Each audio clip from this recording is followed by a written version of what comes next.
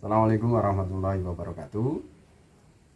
Salam hebat, jadikan sejarah sebagai guru kehidupan.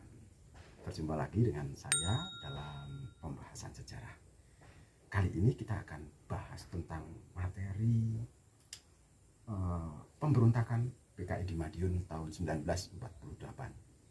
Jadi, setelah Indonesia merdeka, ternyata tantangan bagi bangsa Indonesia itu masih banyak.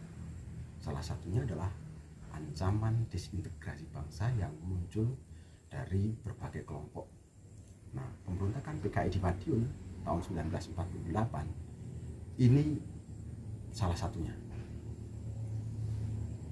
Ada 3 latar belakang yang melatar belakangi terjadinya peristiwa pemberontakan PKI di Madiun.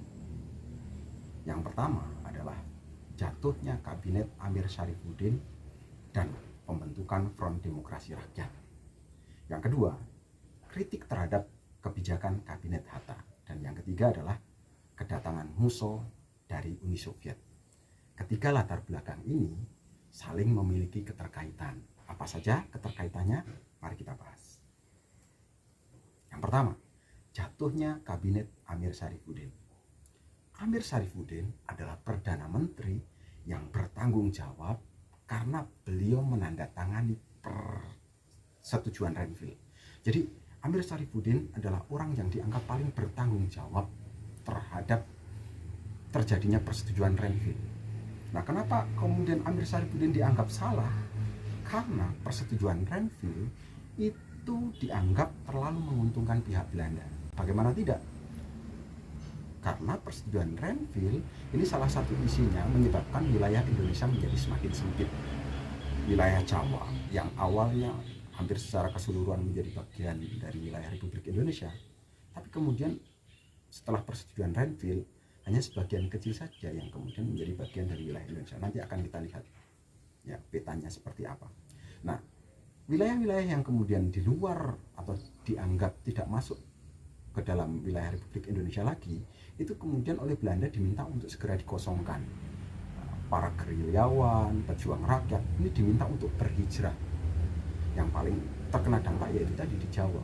Jawa Barat yang awalnya menjadi bagian dari wilayah Indonesia, kemudian tidak lagi dianggap menjadi bagian dari wilayah Republik Indonesia. Para pejuang yang berada di Jawa Barat kemudian diminta untuk berhijrah ke wilayah Jawa Tengah.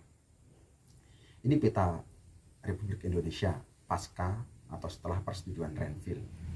Jawa hanya sebagian kecil saja yang kemudian menjadi bagian dari wilayah Republik Indonesia.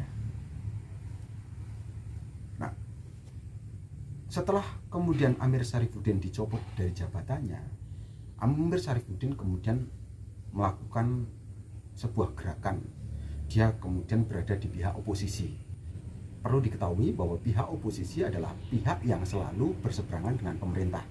Dia mengkritik, dia melawan, dan dia selalu berseberangan dengan kebijakan-kebijakan yang dikeluarkan oleh pemerintah. Nah, untuk menguatkan posisi oposisi dari Amir Syarifuddin, maka Amir Syarifuddin kemudian membentuk sebuah wadah organisasi yang disebut FDR, Front Demokrasi Rakyat. Berhaluan sosialis didirikan pada tanggal 28 Juni 1948. Nah, FDR ini didukung oleh organisasi-organisasi yang berhaluan sosialis komunis. Ada Partai Sosialis, Pemuda Sosialis Indonesia, PKI, dan Sentral Organisasi Seluruh Indonesia. Ini sosok Amir Syarifuddin, mantan Perdana Menteri, orang yang paling bertanggung jawab terhadap persetujuan Renville, tokoh dari pemberontakan PKI Madiun. Yang kedua, latar belakang yang kedua adalah kritik terhadap kebijakan kabinet Hatta. Kenapa Amir Syarifuddin atau FDR selalu mengkritik kebijakan kabinet Hatta? Yang pertama adalah karena dalam kabinet Hatta tidak ada satupun menteri atau perwakilan yang duduk di jabatan yang berasal dari golongan komunis. Yang kedua, Amir Syarifuddin tidak setuju terhadap pelaksanaan persetujuan Renville.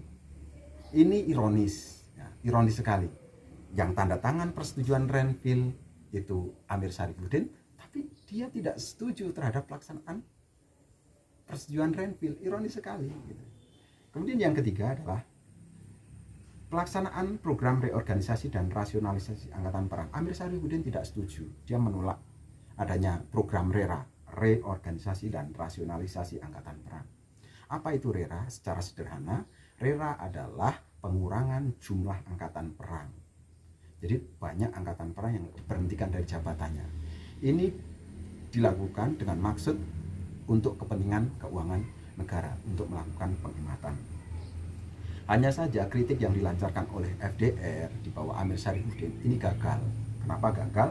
Karena Kabinet Hatta ini juga didukung oleh organisasi-organisasi kuat seperti PNI dan Masyumi. Jadi Kabinet Hatta tetap kuat dan tidak goyah. Latar belakang yang ketiga adalah kedatangan Musso dari Uni Soviet. Siapa Musso? Musso adalah tokoh komunis Indonesia yang terlibat dalam pemberontakan PKI tahun 1926. Setelah itu kemudian Musso pergi ke luar negeri, ke Uni Soviet, untuk belajar tentang paham komunisme lebih dalam.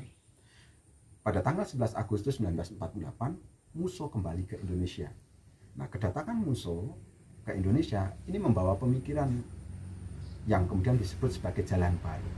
Musso menginginkan agar dibentuknya kerjasama yang dipimpin kaum sosialis dan komunis untuk menentang politik penjajahan. Oleh sebab itu, organisasi sosialis dan komunis kemudian melebur ke dalam PKI, termasuk FDR. Jadi FDR yang dulunya itu organisasi besar didukung oleh PKI salah satunya, setelah Musso pulang ke Indonesia terbalik. PKI yang besar, FDR menjadi bagian dari Partai Komunis Indonesia. Nah, bagaimana proses terjadinya pemberontakan PKI Madiun? PKI selalu melancarkan propaganda anti pemerintah. Dia melakukan hasutan, melakukan propaganda terutama kepada para kaum buruh. Mereka dipropaganda agar melakukan pemogokan kerja. Kemudian PKI juga mencoba melakukan pembunuhan-pembunuhan. Banyak sekali korban yang menjadi korban pembunuhan PKI. Salah satunya adalah Dr. Muwardi dan Gubernur Suryo, Gubernur Jawa Timur pada saat itu.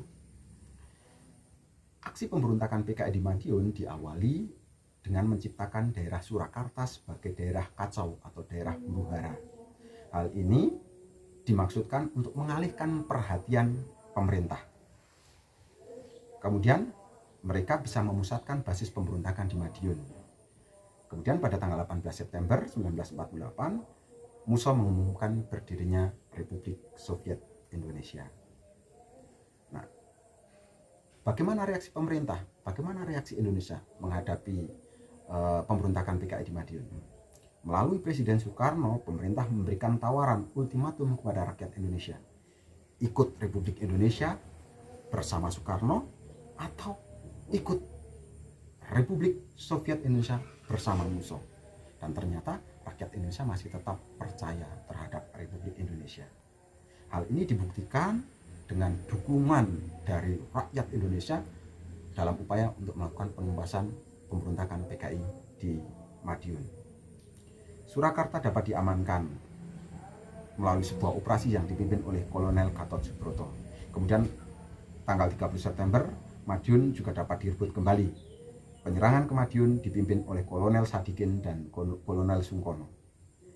Musso tewas tertembak di Ponorogo dalam pelariannya atau dalam pengejarannya, sedangkan Amir Syarifuddin tertangkap di Purwodadi.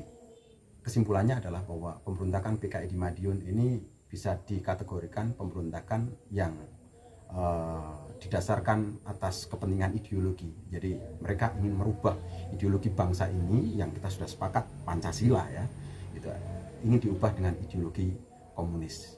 Dan hari ini kita tentunya masih tetap harus waspada terhadap gerakan-gerakan yang mungkin bisa muncul kembali ya kan, seperti bahaya Latin komunis dan sebagainya gitu ya, karena kita sudah sepakat bahwa Pancasila adalah ideologi bangsa Indonesia. Salam hebat, sampai jumpa. Assalamualaikum warahmatullahi wabarakatuh.